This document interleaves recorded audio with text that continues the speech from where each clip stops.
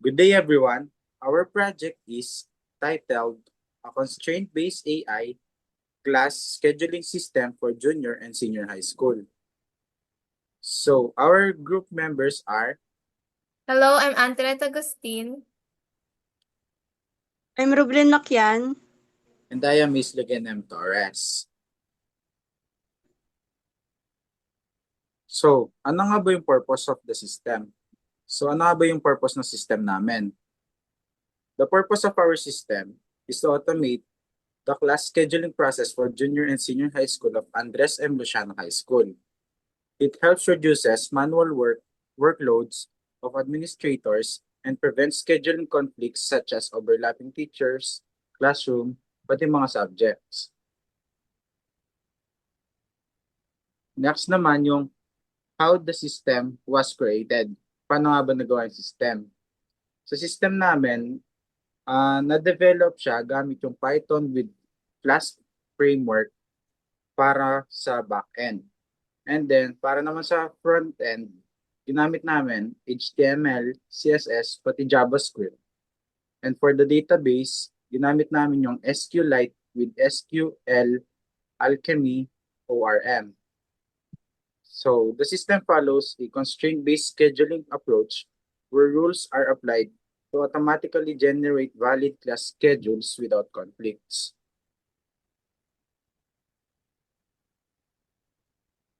Ano nga ba yung ginamit naming AI or vibe coding tools para sa system na gagawin o ginagawa namin? Ginamit namin si Google Anti-Gravity as our main AI-assisted development tool kasi sobrang galing niya at malakas at matalino siya. Ginamit din namin si ChatGPT para masuportahan yung mga development process namin. So, how the AI tools help in the development process? So, yung AI na ginamit namin, nakatulong siya sa pag-code, sa pag-debug ng errors, at saka dun sa pag-improve ng logic ng system namin. And, na-enhance din niya yung pinaka-main algorithm ng system namin, which is yung scheduling. Tapos nakatulong din siya sa pag-assist sa mga complicated codes, gano'n, para mas maintindihan namin siya. And dun din sa backtracking and constraint checking. Next, dito naman tayo sa features and functions ng system. So, meron tayo ditong role-based dashboards. Meron siyang admin, teacher, student. Tapos, meron siyang teacher, subject, classroom, and section management. Then meron siyang automated schedule generation using constraint-based logic. Tapos meron din siyang conflict detection for teachers, rooms, and time slots.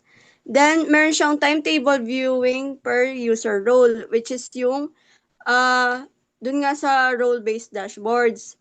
Next, meron din siyang printable and exportable schedules. So, eto, pwede siya sa PDF, ganon. Tapos, meron din siyang admin settings for scheduling rules. So, halimbawa, dito, si admin lang yung like may hawak or pwedeng gumawa or pwedeng gumalaw, ganon. Or mag-set dito sa dito sa admin settings. Dito pwede mong galawin yung sa days, time range, at saka yung break times. So, ito naman po yung demonstration for our system. Mag-login po ako as admin. Pwede po tayo mag-change ng user role dito.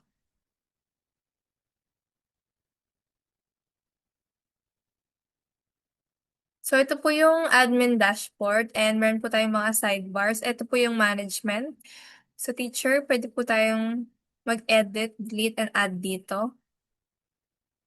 Pati po sa classroom, same lang din po. Sections and sa subjects.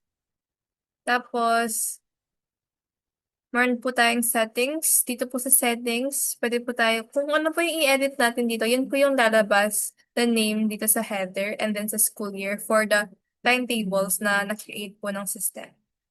Tapos, ito po yung mga special mode na for our local po. Ito po yung shift, AM and PM shift, and then yung mga break times. So, try po natin mag-add sa teacher. Meron po kasi kaming import data dito.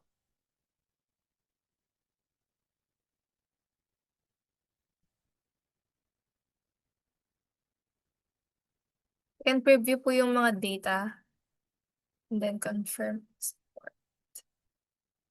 Na-import na po siya. Ito po Antoinette, Rubelin, and then Ace Litares. Tapos, pwede po natin silang edit and pwede natin delete. Ito pong lahat ng to, pare-pares po silang gumagana sa classroom sections and subject. We can also bulk delete, pero ito po, or bulk edit. Tapos, makikita niyo po dito yung status complete. Kasi po sa importing, baka hindi po complete yung na-import ng admin. So, we can see if complete or incomplete. Pag incomplete po to, di po tayo makakapag-generate maayos ng schedule. Kasi, for instance, incomplete niya po, wala po siyang grade level na naka-assign. So, mahirap pong makapag-assign yung system for the scheduling. So, next, dito naman tayo sa generate and sa view. Unahin po natin, ito meron po tayong generation history. Pwede natin i-restore. And then, meron tayong mga view, pag-view dito. Pero first, mag-generate tayo ng sked kasi nag-add tayo ng teachers. Kailangan walang conflict. So, yun, wala siyang conflict. And then, next is for the senior high school naman. Di po tayo pwedeng makapag-generate ng schedule ng senior high school hanggang di tayo nag-generate ng schedule ng junior high school. And then once nakapag-generate na po tayo ng schedule for the junior high school, di na po may iba yun ng pag nag-generate na tayo sa senior high school. So, pwede po natin silang i-view. I-view ko po sila ito. And then, pwede natin sila view as PDF. Pwede natin sila i-print or PDF. Yung problema naman po dito is, nagiging 2 pages or more than 2 pages sila. Di pa po namin siya nako-compress. Di pa po na-edit doon. Makompress siya in just 1 page of bond paper lang. So, ayun po. Ayun, nagiging 4 pages po siya. So, yun po. Improvement pa po dun sa UI. Then, you can also export it sa Excel. Ito siya. Yung schedule. And then, you can also export it sa Word. Ito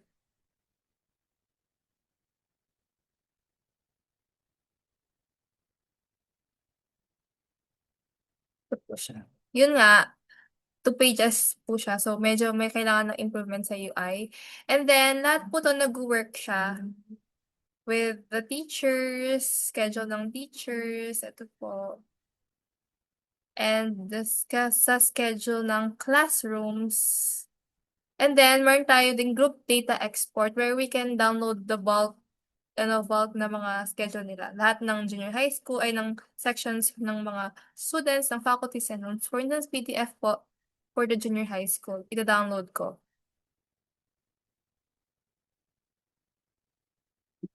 Ito po daw the bulk download lahat ng sections. Mada-download na. Ayun, meron tayong 32 pages kasi nagiging 4 pages po siya. Tapos meron tayong grade 7, advisor teacher 1, room.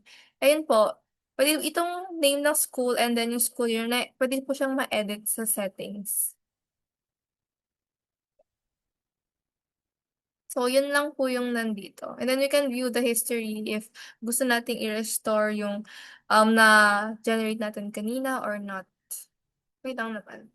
And then, sa access management, pwede tayo yung admin lang yung nakakapag-edit ng password ng user na na-create. Once na nag-add tayo ng teacher and ng section dito, matik na silang, meron na silang dashboard na makapag-view. Ayan, pwede tayong mag-edit ng password. And then, try naman natin mag-view from the faculty member. So, i-view ko yung schedule ko.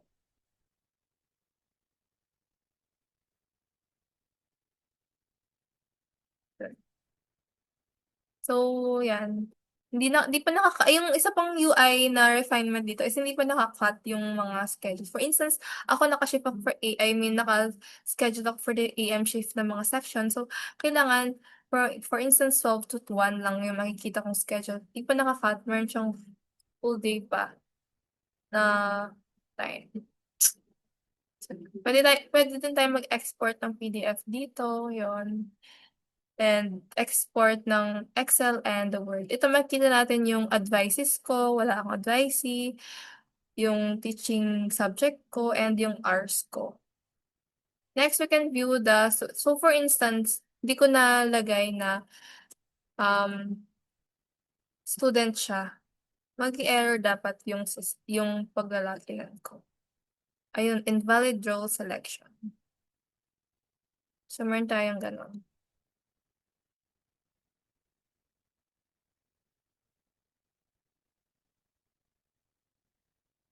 Ito naman po yung dashboard ng student. Same as a teacher, makakapag-review ka, malaman mo kung anong shift ka, sinong advisor mo. Tapos makakapag-export din. So, yun lang po. Thank you. Next, presentation of working and non-working parts. So, dun sa user management, meron tayong admin, teacher, tsaka student nga. Tapos, meron din tayong data management, which is yung teachers, subjects, classrooms, and sections. Tapos, meron tayong automated schedule generation. Ito nga yung gumagawa ng schedule mismo. Tapos, yung conflict detection, dito madedetect niya yung mga conflict. If merong, like, halimbawa, merong dalawang teacher na nagtuturo sa isang room. So, yon madedetect niya yon. Tapos, yung timetable preview and viewing, dito, makikita na niyo yung pinaka-final schedule. So, yung mga non-working or incomplete parts, ito yung mga major features na kailangan pa ng UI enhancement at saka ng konting enhancement din sa logic. So, ito yung mga export UIs, tsaka yung ibang functionality, tsaka yung overall UI, at tsaka yung importing data.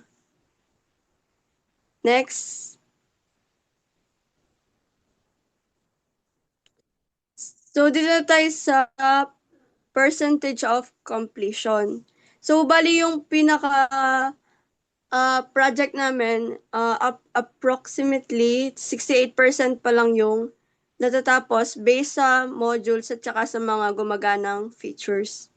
So, bali yung core ng scheduling system namin, kasama na yung automated generation at saka yung conflict detection. Ano na siya, gumagana na siya. So, bali yung mga nabanggit ko kanina na hindi pa gumagana or incomplete parts pa. Yun lang po, sir. Thank you po. Thank you po. Thank you po.